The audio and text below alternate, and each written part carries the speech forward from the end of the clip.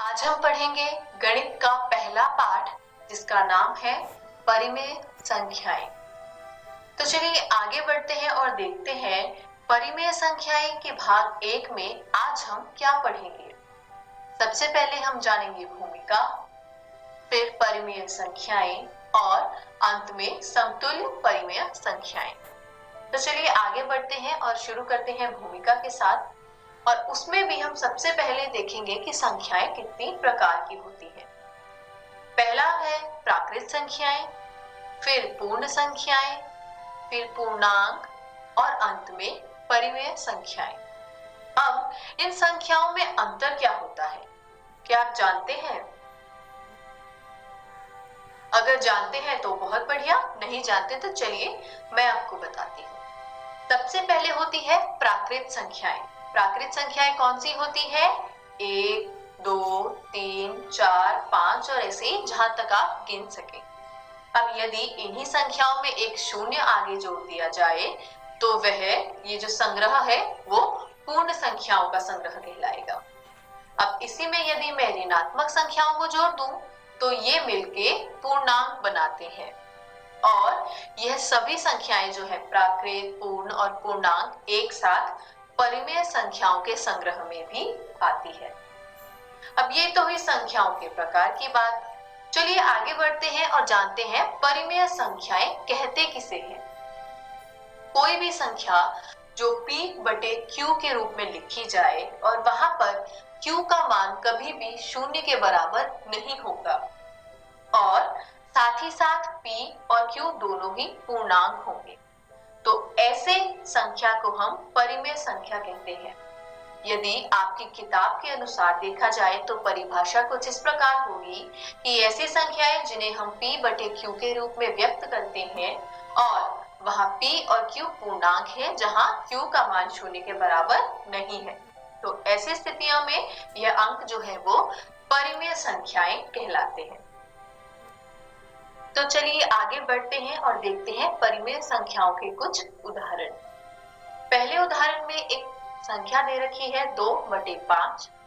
यहाँ पर जो q के स्थान पर 5 है उसका मान शून्य के बराबर नहीं है और साथ ही साथ 2 और 5 दोनों ही पूर्णांक है, इसलिए यह एक परिमेय संख्या कहलाती है।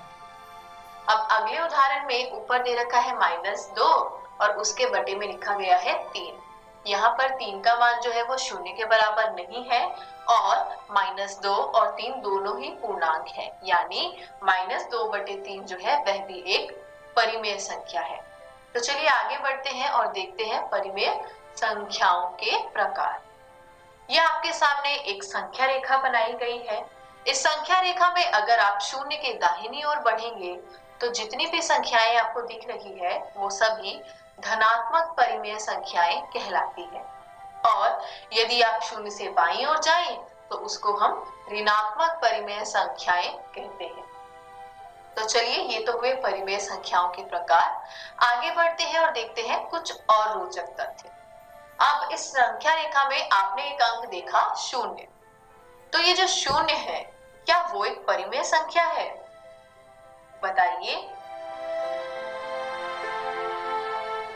जी बिल्कुल, और ऐसा कैसे वो मैं आपको बताती हूँ। 0 को मैं 0 बटे a के बराबर रख सकती हूँ। क्यों? क्योंकि आप a को 0 से गुना करेंगे तो आपको 0 प्राप्त हो जाएगा। यहाँ पर 0 जो है वो भी एक पूर्णांक है और a जो है वो भी एक पूर्णांक है और a का मान जो है वो 0 के बराबर भी नहीं है, इसलिए हम 0 को परिमेय संख्या कह सकते हैं। आगे बढ़ते हैं और देखते हैं अगला विषय समतुल्य परिमेय संख्या। आपके सामने एक परिमेय संख्या दी गई है 2 बटे 3, जहां पर 2 अंश है तथा 3 हर है। अब 2 बटे 3 में यदि मैं अंश और हर दोनों में ही 2 से गुना कर दूं तो वो हो जाता है 4 बटे 6, यानी 2 बटा 3 और 4 बटे 6 जो है वो समतुल्य परिमेय संख्याएं हैं। तो कोई भी परिमेय संख्या के अंश और हर को जब आप एक ही संख्या से गुना कर देते हैं तो वह उस संख्या की समतुल्य परिमेय संख्या कहलाती है। अब सवाल ये उठता है कि ये केवल गुना करने से हो सकता है या इसका कोई और भी तरीका है। तो चलिए आगे बढ़ते हैं और देखते हैं। आपके सामने एक और परिमेय संख्या दी है -15/21, जहां पर -15 जो है वो अंश है तथा 21 जो है वो हर है। तो यदि मैं दोनों को ही 3 से भाग दे दूं तो ये हो जाएगा -5/7, यानी -15/21 और -5/7 जो है वो दोनों ही समतुल्य परिमेय संख्याएं हैं।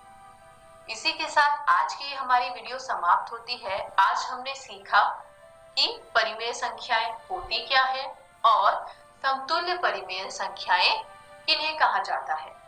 आशा करती हूँ आज का वीडियो आपको समझ आया होगा। देखते हैं अगली वीडियो में हम क्या पढ़ेंगे।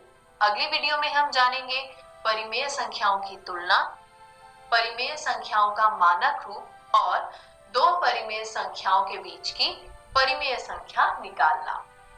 तो घर जाइए, यह आपकी किताब का पहला पाठ है।